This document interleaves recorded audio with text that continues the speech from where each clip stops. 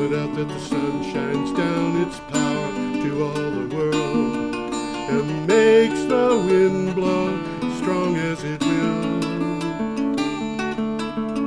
I wonder how gentle rains can fall upon the land, so lovely earth can stay lovely still.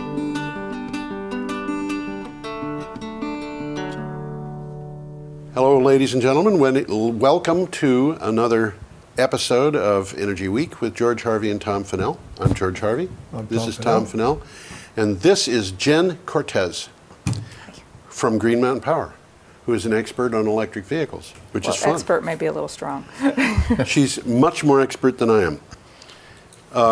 And what we're doing here, of course, is talking about the week's news. And we will also talk about electric vehicle plug-in stations. But the news comes from my blog, which is something that I do daily. And I spend about 3 or 4 hours every day going through news headlines, taking the ones that I like best, putting them up on my blog, which is geoharvey.wordpress.com. And so I see a lot of news, and that's what the source of all the information for this show is. So let's just start right into it. Sounds like a plan. Yeah. Last Friday, July 11th, the White House threatened to veto a proposed $34 billion House bill setting FY 2015 spending for the DOE, the Department of Interior, and the Army Corps of Engineers, saying it was significantly underfunds investments to develop clean energy technologies. Politics. Yep. There's a lot of that. Yeah, there sure is, and we're going to get into it. The next item on the same day, that, by the way, is from Power Magazine. You can find the articles on these things by going to the blog, geoharvey.wordpress.com, and looking at the items for the day. The next item, global oil production advanced in 2013 by 550,000 barrels per day. An increase of 0.6% over 2012 and a new all-time high of 86.8 million barrels per day. After declining in 2009, global crude oil production has now increased 4 years in a row. That from Energy Trends Insider. I think I've got the graph up on that. What in the world is going on in that graph? Well, on it the looks like everything's left going is down. oil consumption, and on the right is a change in oil consumption. Ah, or I guess they're both changed. Something's different. 20,000. What's right is in barrels per day, and on the left it's overall consumption. And what are the message? bars? The message is that Asia, which is the gray one, okay, is coming on big. If you look at it from per capita basis. Yes. Well, that's hardly a surprise. I mean, there's huge growth in India and China both. In the U.S., there was a 1.1 million barrel per day gain, the largest year-over-year gain for any country in 2013. The U.S. Why in the world would that be? Because they lie a lot. It could be, you know. And the largest gain in U.S. history. For perspective, the second largest increase in oil production was recorded by the United Arab Emirates over 2012. Oh, this is production, not consumption. Yeah, production, not consumption. Okay, that makes sense because the United States has been doing fracking, and that has increased oil production. The U.S. remained the world's third largest oil producer at 10 million barrels per day in 2013, trailing Saudi Arabia and Russia. Okay. Well, let's go ahead, Tom. Go ahead. Okay, Saturday, July 12th. From Emirates 24/7, we got this. There may now be 6.5 million direct and indirect jobs in renewable energy, according to new data from International Renewable Energy Agency. Global PV employment is estimated to be 2.3 million in 2013, with 1.45 million in biofuels and 834,000 in wind power. The Next item from Reuters. German hard coal consumption for power generation was down 11% year on year in the first quarter of 2014 as the use of coal in electricity production gave way to higher renewable power production, coal importer lobby VDKI said on Friday. And that, I think, is impressive because soft coal production was down too. Mm-hmm. And this is in Germany. In Germany, yes. Well, the Germans aren't using consumption. it themselves. They're exporting it. I'm sorry, I meant consumption, not production. Their consumption of both hard coal and soft coal is down in 2014. But this is for domestic consumption. Yes, I know. But the coal had increased with the closing of nuclear power plants in 2011. Yeah. And it was still increased from that. Now what's happened is it's going backwards. It's going down again. Down And I think the reason is because of the just incredible amount of renewable energy they're producing now. That's kind of staggering, really. It was 31% in the first first 6 months of the year. Mm-hmm. They got 31% of their electricity from renewables in the first 6 months, and that was that's a lot of electricity. But they've replaced their nuclear. They have gone well beyond replacing all of their nuclear power plants with renewables. Mm-hmm. All of the ones that were shut down, and in fact, they're getting more energy from renewable power now than they ever got from nuclear. That was from Reuters. Now from Natural Gas Intelligence. What a name of a publication. Facing strong opposition from students, faculty, and nearby residents who oppose a fossil fuel plant due to the carbon footprint, the University of Delaware has scrapped plans for a 279 megawatt natural gas burning cogeneration power plant. And I think this is really kind of extraordinary when you consider that just a few years ago, people were looking at cogeneration as the wave of the future and the very green thing to do. And I think this it's just not green enough. It's not green enough, not for the guys in Delaware, and I think not for a lot of other people too. The next on Sunday, July 13th, from Clean Technica, which we will hear from again in this broadcast, a geothermal project valued at $958 million was approved by the Costa Rican legislature last week. Over $600 million of the total will potentially be funded by two sources, the Japanese International Cooperation Agency and the European Investment Bank. I didn't know there was enough room in Costa Rica for $1 billion. But, there it is. Geothermal, it's going to be interesting to see where that project goes. I suspect that they've got lots of geothermal power. I hope that they don't have lots of earthquakes. It all depends on how they have to access it. Yeah, it does. I read a number of years ago about a geothermal plant in New Zealand, and they had, after many years of service, probably a good service life, they had to close it down because of the damage it was doing to the geology. There's something like that happening here in I think it's in Colorado, but it's somewhere in West, where you think of this state as getting tornadoes. Oh, it's Oklahoma. Oklahoma. We're going to be hitting that, I think. I had something on that. We're going to be getting to that. Okay, next item from the Irish Independent. NTR is lining up a €400 million investment in wind energy in Ireland as it seeks to diversify its U.S.-focused power business. The company has just announced its first annual profit since the financial crash of 2008. They go from losing money to investing €400 million, just like that. On Monday, we're really zipping through these, aren't we? On Monday, from CNN, we got this. On Saturday and Sunday in Oklahoma, here we are, there were 7 earthquakes.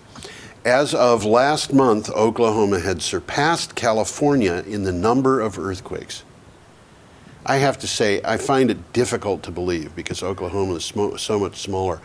I would think that it would be the number of earthquakes per unit area of the state, number per square mile or whatever.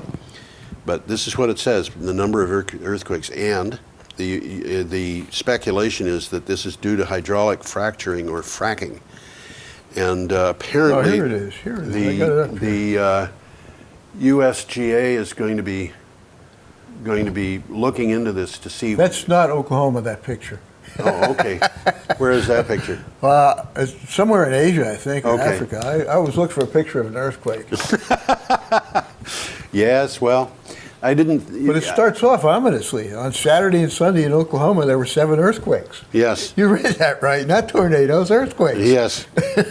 And I've seen pictures of the damage that was done in Oklahoma with chimneys toppling and things like that, big piles of rubble in people's yards. Here's a number. From 78 to 2008, Oklahoma was hit with an average of just 2 quakes of 3.0 magnitude or greater.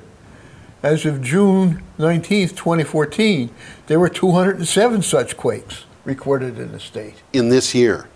Yeah. So this is less than half a year, and we're seeing a lot of increase there. The increase began in 2009 when 20 quakes of 3.0 magnitude or higher occurred. Wow. Followed by 43 the next year, and increasing every year except for 2012.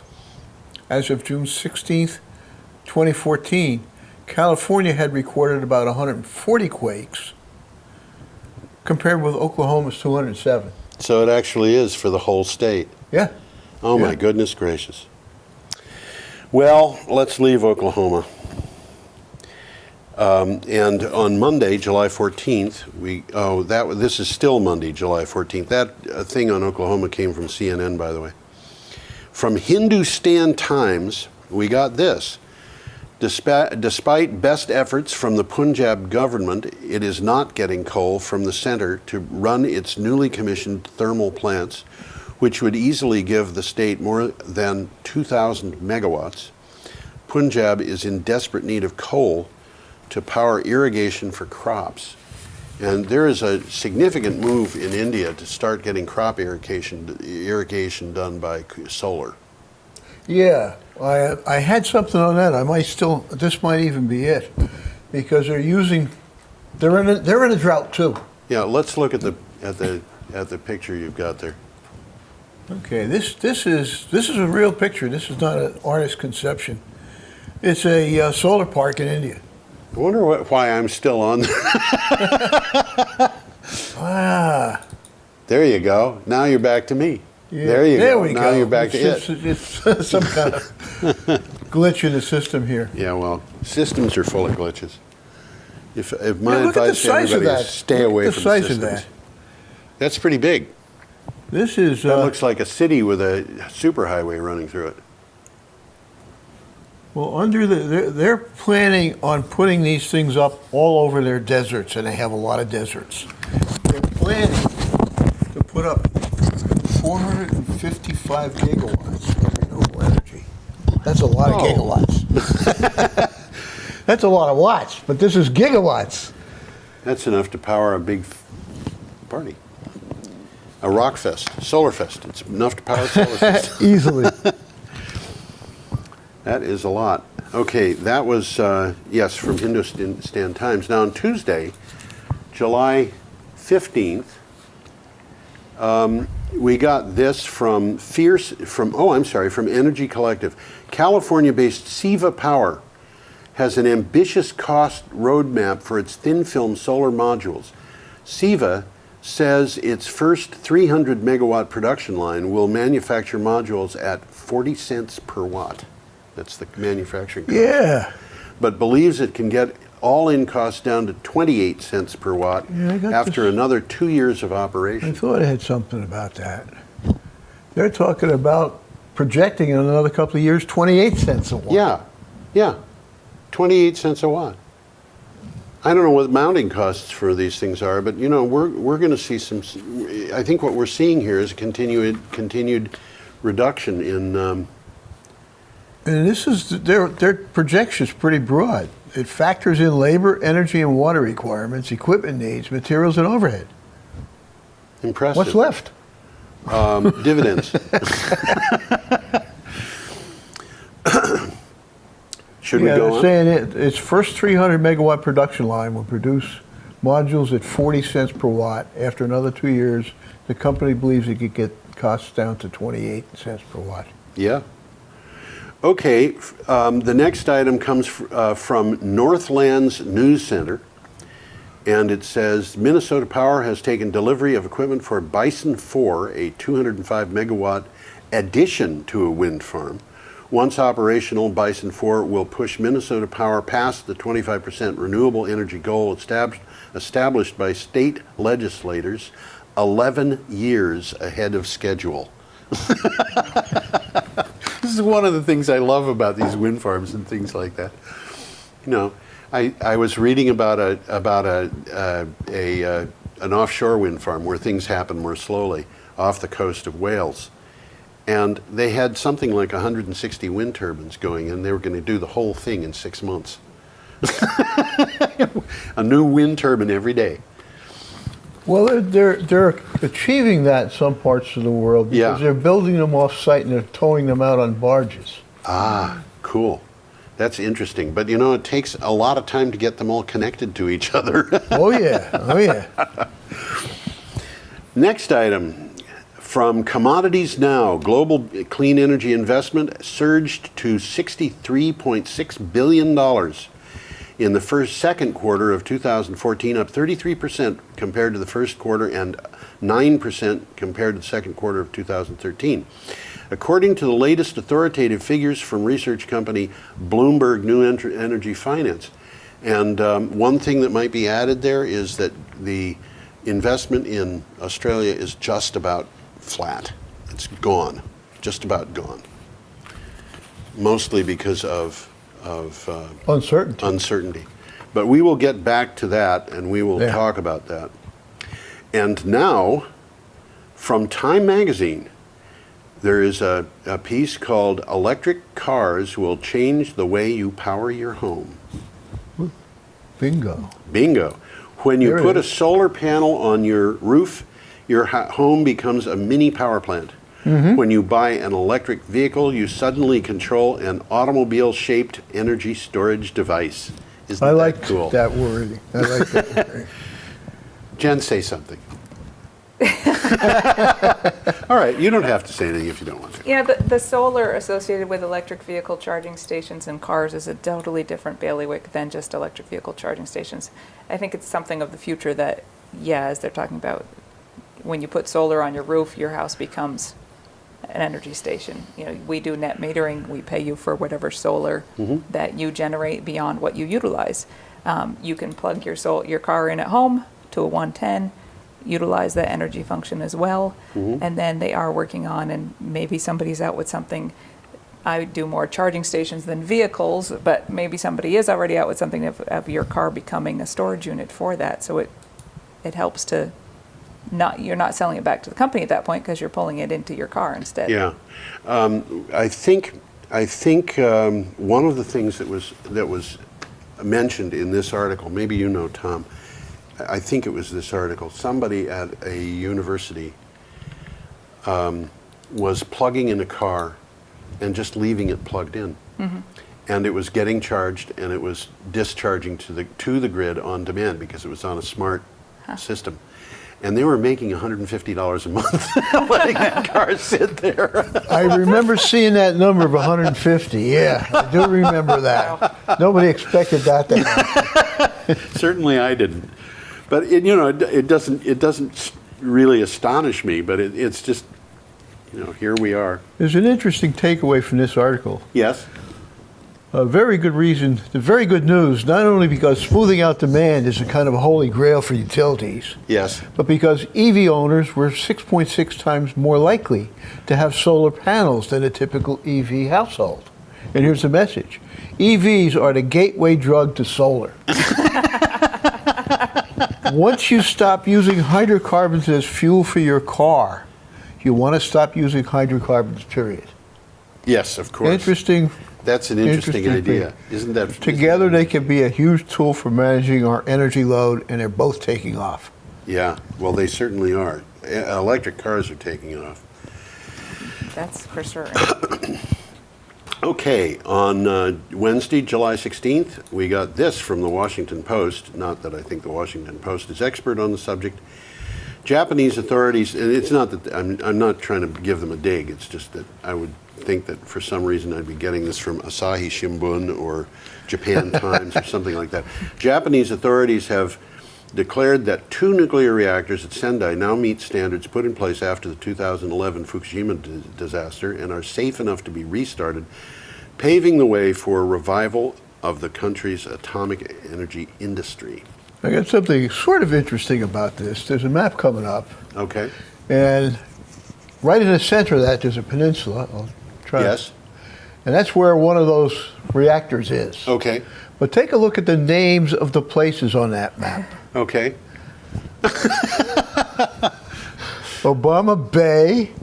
Obama line's a train line. Yeah. Okay. Obama. I never heard of Obama Japan before, but Yeah. That's okay. this came from that same article. But I wanted to didn't see notice where that. it was, and it just popped right up on Obama Japan. Never heard of it.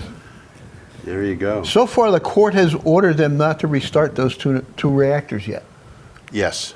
Okay. And nobody knows when they will actually restart. They may never. Yeah. Well, who knows? My suspicion is that they are going to be restarting them, but I don't think they're going to restart. Well, the locals are up in arms, Yes. as you might expect. Yep. And of course, it seems like they're listening to them, Yeah. at least temporarily. Yeah. They say, local residents can seek to halt the reactor operations because it is impossible for modern science to predict the scale of possible earthquakes. That's what his legal. Well, also the scale of possible tsunamis. All these reactors are on large They're right bodies on of the water, yeah. Right. And, if you look at the history of tsunamis, some of them get kind of impressive. Yeah. Like, Okinawa got hit by one that was 80 meters. Wow. 80 meters is 25 stories. Can you imagine a seawall that would stop that? It'd have to be in Kansas City. Yeah.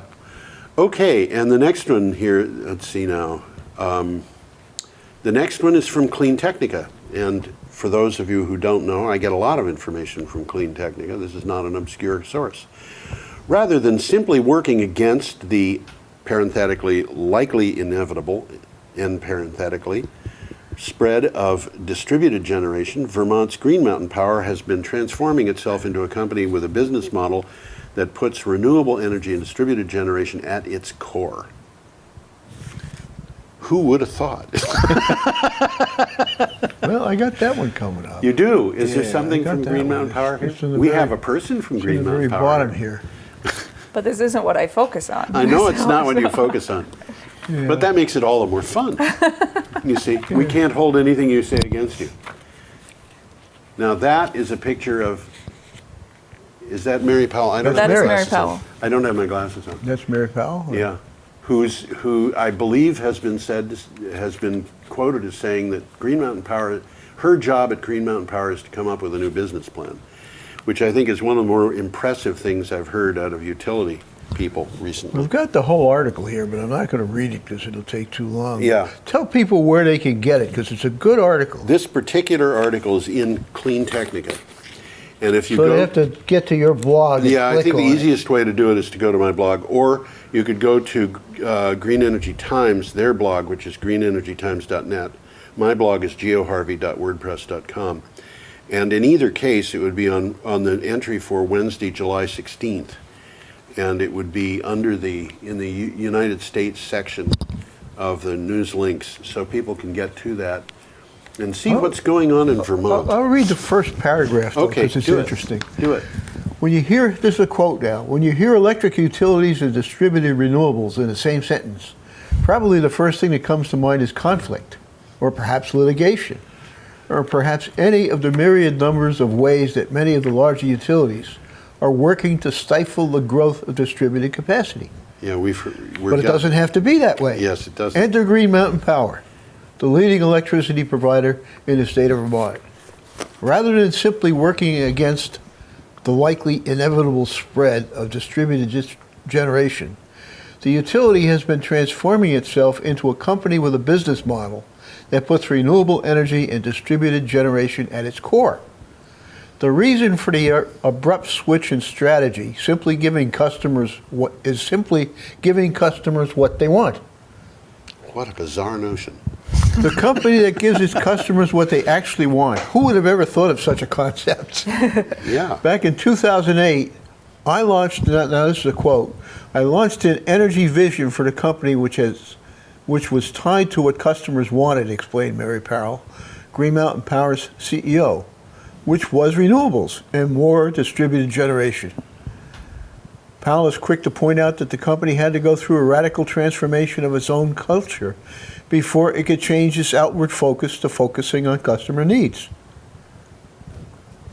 I mean, it goes on and on like that, but I mean, Interesting she's a stuff. visionary. Now, Clean Technica, where this came from, and I don't know whether Clean Technica may have picked it up from another publication, but I know that my blog is not the only one that has picked this particular story up, because I have a couple of other things that I look at, and I've just seen it being reposted.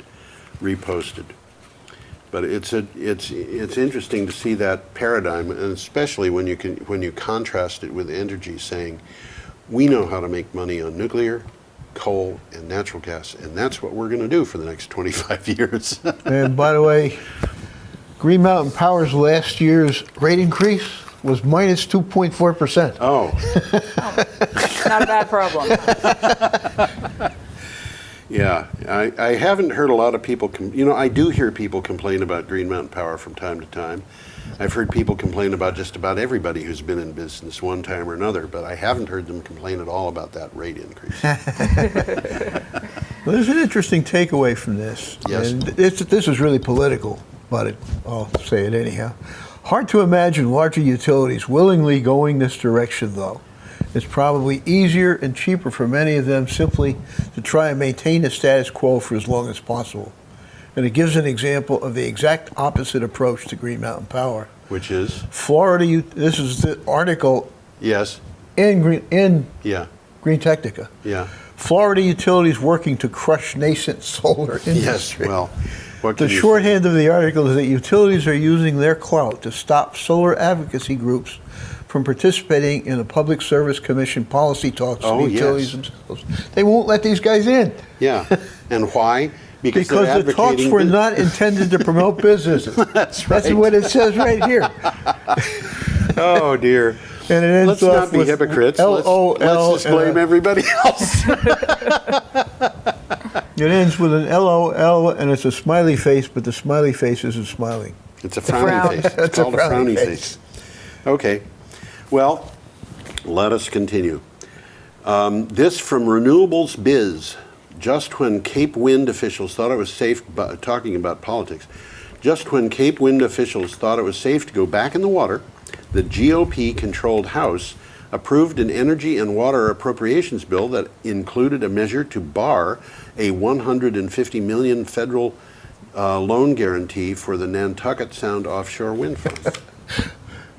It's up there too. It's in close juxtaposition to your last one here. Yes. The GOP-controlled House approved an energy and water appropriations bill that included a measure, just what you said, included a measure to bar $150 million federal loan guarantee for the offshore wind farm planned for Nantucket Sound.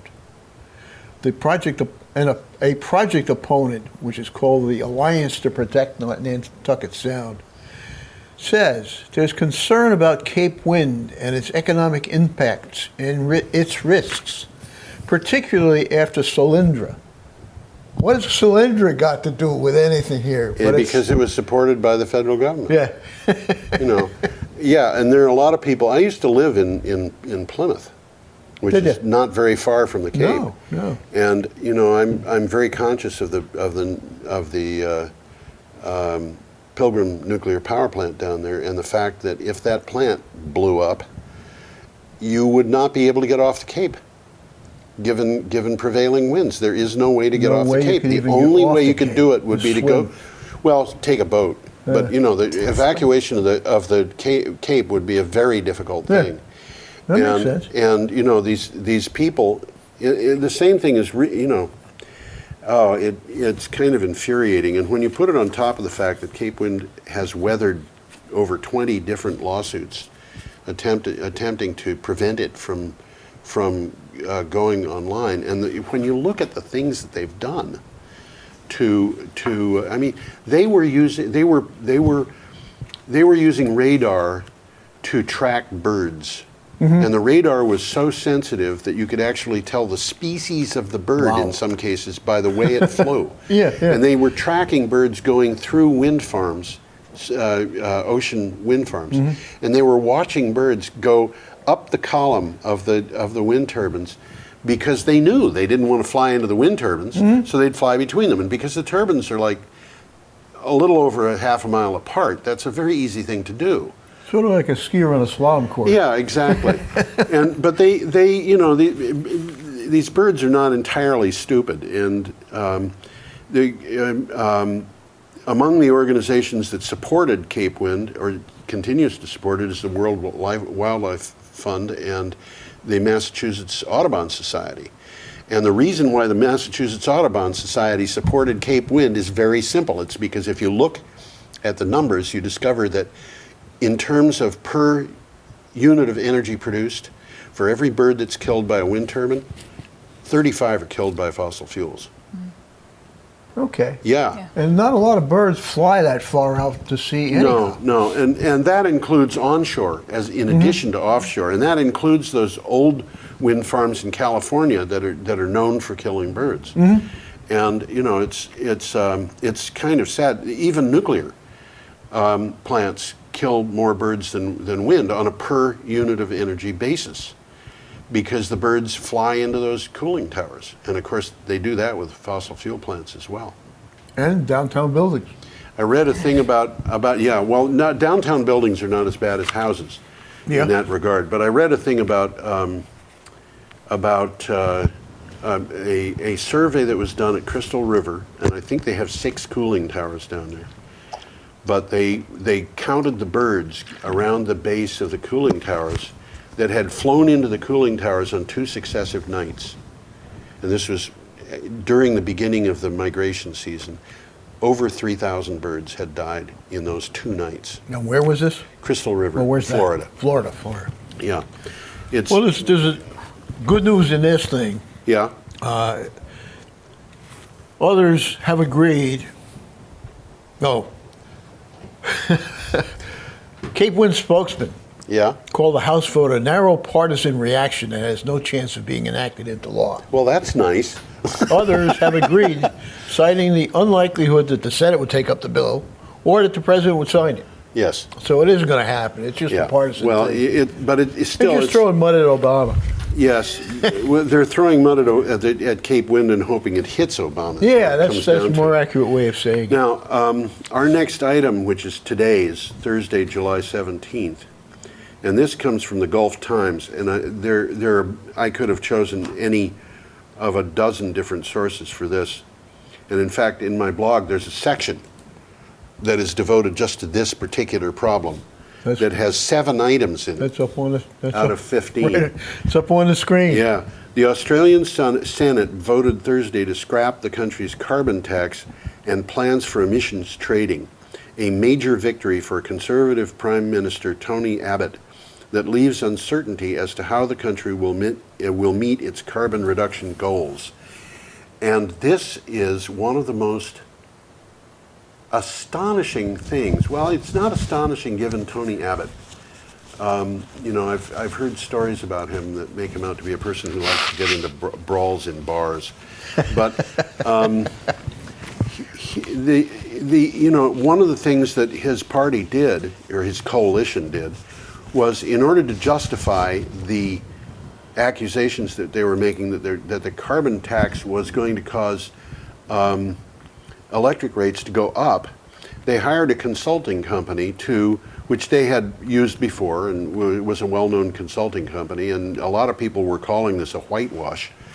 They hired a consulting company to give them a report on what would happen with the carbon tax being reduced or set aside, and they told them not to take into account any results of collateral results of burning coal. So they weren't to take into account problems with sulfur or mercury or even climate change. And even without those things, this consulting company that they hired, which was called a whitewash, came back and said, oh, if you reduce the carbon tax, the price of electricity will go up. And so they just said, okay, we're not going to pay any attention to that. We're just going to go ahead. And what they're doing is they're saying, we don't want to support renewable energy. We want to support coal. We want to mine more coal. We want to burn more coal. We want to sell more coal. Yeah. And the reason is because Tony Abbott is looking at the resources that the country has and looking at, I don't know how many dollars worth of coal, but it seems to me that it's in the trillions of dollars worth of coal in the ground, and saying if we abandon that, we're abandoning something that's worth a lot of money. Stranded assets. Stranded assets, and in this in a country where they have a huge amount of resources, just a massive amount of resources that they can When you think of renewables, they got vast deserts. They could put all sorts of solar in those deserts, because that's what India's doing. They could put solar in the deserts. And they got wind could put all over wind the in the place. deserts. They could do offshore wind. Yeah. They've got a lot of hydropower in many parts of the country. Uh-huh. They may be able to get geothermal. I don't know. I don't know what the assets of Australia are. But my bet is that they could get something on the order of 100 times as much power as they need from renewables. But the problem is the wrong people own the renewables. Yeah, the wrong people. The majority of the population is what it is. And the thing that they're projecting, of course, is that with an increase in the price of power and a lack of support from the utilities for net metering, what's going to be happening is that the people in Australia who are already doing this are going to be saying, "What? We're not going to pay prices like that. We might as well produce our own power and save it in batteries." That's happening as we speak. As we speak. And there are actually towns in Australia, I have read, where the towns are saying, why don't we just have the whole town go off grid? So the utilities, microgrids, that's right. And I think this is a matter, and of course, they've had their investment in renewable energy go south. It just disappeared, and of course, south from Australia is Antarctica. So, it just seems like, and of course, the scientific community is saying this is stupid. Literally, that's what they're saying. Yeah. And it is just it's hard to speak about something like this without, but of course it happens in the United States.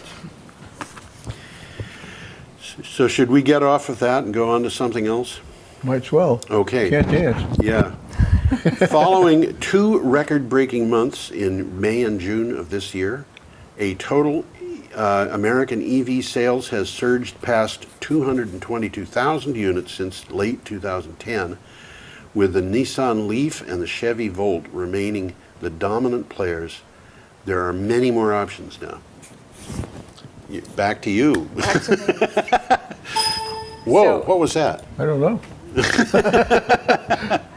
I didn't do it. I'll bet you did. I bet I did too, but I don't know how. I couldn't do it again.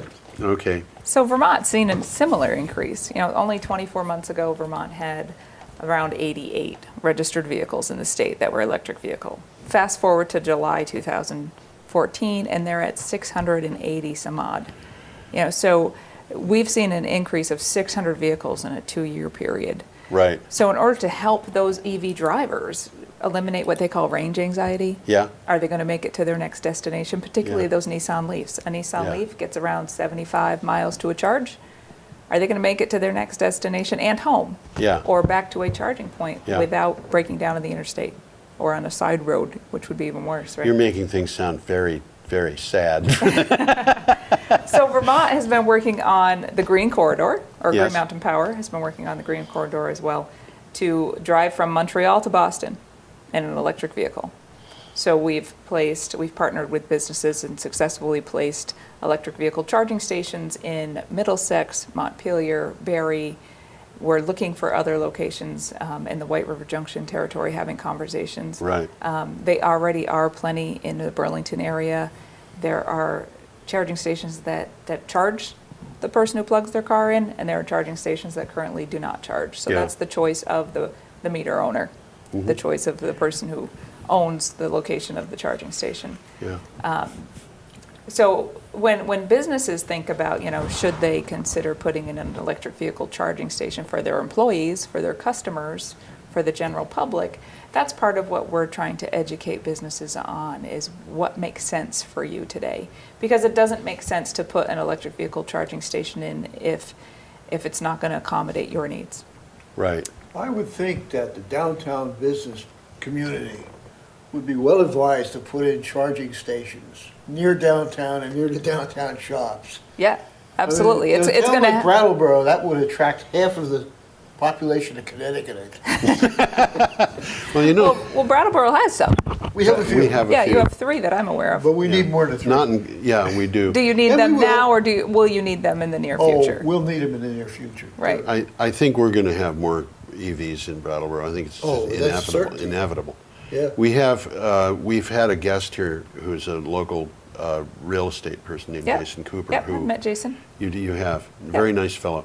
And he has a Tesla. Yep. And he drove that Tesla to Florida. Uh-huh. And all the way down, all the way back, every single place he stopped, it was a free charge. So he paid nothing for fuel on a trip to Florida and Yeah. back. Yeah, wouldn't that be nice? And Teslas, you get like 200 miles to the charge. Yeah. So it certainly is easier Yeah. to drive a Tesla to Florida than it is to drive a 100% electric vehicle that has 75 miles on a charge. Yeah. Your stopping points are But a lot even less frequent. Even 75 miles on a charge is more than I can get. I have a bicycle. You have a bicycle. So do you have an electric bicycle or No, just I a pedal don't. But bicycle? I'm going to address that somehow in the near future. So I had the pleasure of riding an electric bicycle Did you? last week, beginning of last week, Really? I think it was. Do they have? And you do have they to need pedal charging it. stations? It doesn't. So, that's a good question. I don't believe so. You have to pedal it, and then it kicks in to help you. Yes. So you Okay, don't so get away with electric just sitting on it assist. and riding Yeah, it. It's yeah. an assist, exactly. Yeah. Cool. Exactly, and you can adjust how much it assists you and how fast you're going. Yeah. And so if you're going to go up a hill, you can adjust it so it helps more going yeah. up the hill. But you That's- have to be pedaling the bicycle in order for it to be assisting you. It's probably a better solution. Yeah, I because you're have still an getting your electric- exercise. Electric recumbent tricycle. Yep, And the operation of the power sources are independent. yep. So if I'm on the flat, I'm pedaling, because I know I'm going to run out of power if I don't. And when I come to a hill, I crank on the electric power and I go zooming up to the top of the hill. Do you now, if you pedal, can you still use the electric and pedal I at the can same use them time? both at the same So it time. doesn't use as much So electric? if I want to go faster, Yep, I get them both going. yep. I did an article in Green Energy Times about a company in Tennessee called Rhodes Car. Okay. And Rhodes Car is 4-wheel vehicles that are pedaled, and they sell a lot of those. Not all, in fact, I think not even half, but a lot of them with electric. This is like an electric recumbent with a shell over it? Similar to a it's- gem? It's more like an electric recumbent but it doesn't necessarily have a shell over Oh, it. it There's- could be They have about a dozen different options on this thing. okay. But one way you can get this is with a solar roof. And Wow, cool. so you can have a 250 watt PV on your roof. And of course that'll produce a fair amount of power relative to the amount of power that this thing needs. Right. And what's the name of this? Rhodes Car. Road car. Rhodes, RHOADES, car. Oh. Rhodes Car. Okay.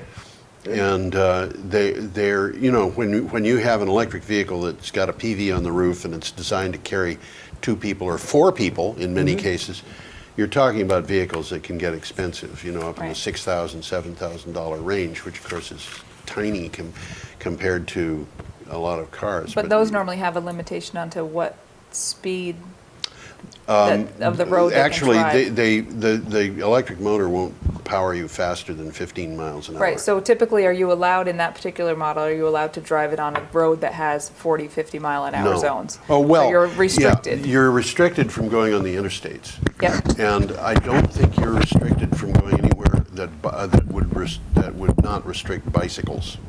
I think basically that's what it comes down to. Because it's essentially human powered, you can take it anywhere there's a bicycle, and they're not very wide. Right. They're only about 38 inches wide, but they're interesting vehicles, and that's another thing that might develop. But of course, when people buy these with electric, they usually plug them in for their power. Right. Because it makes sense. You know, the amount of power that it takes to the motor is a 700 watt, so it would be 1 horsepower. Mm-hmm. And 1 horsepower is a significant assist when you're talking about a vehicle like that. Yeah, especially Well, if you've got that's- 3 people in it besides yourself. Yes, absolutely. That's a limit. In Vermont, if you have less than horsepower Okay. and the pedals work, Yes. it does not have to be registered. Right. Okay. Actually, 2 people can pedal. Mm-hmm. And they're coming out with a model in which all 4 people will pedal. But they So it's like a pedal boat on Yeah, wheels. That's right. And they do have models that are just single person, and they have a lot of models that are designed to be used industrially that don't have gear shifts Yeah. because they're always going to be on flat surfaces and things like that. They have a very diverse product line. Intriguing. Yeah. We have one more item here, and this is from an organization called Fuel Fix. The U.S. will build 351,000 megawatts of new electric generation by 2040, according to the Energy Department forecast. I'll bet this comes from the Energy Information Administration. The agency projects new capacity over the next 3 decades will be 73% natural gas. Wow. I don't 20 believe it. I There don't isn't either. going to be that much natural gas. No, 24% renewable and 3% nuclear. Huh.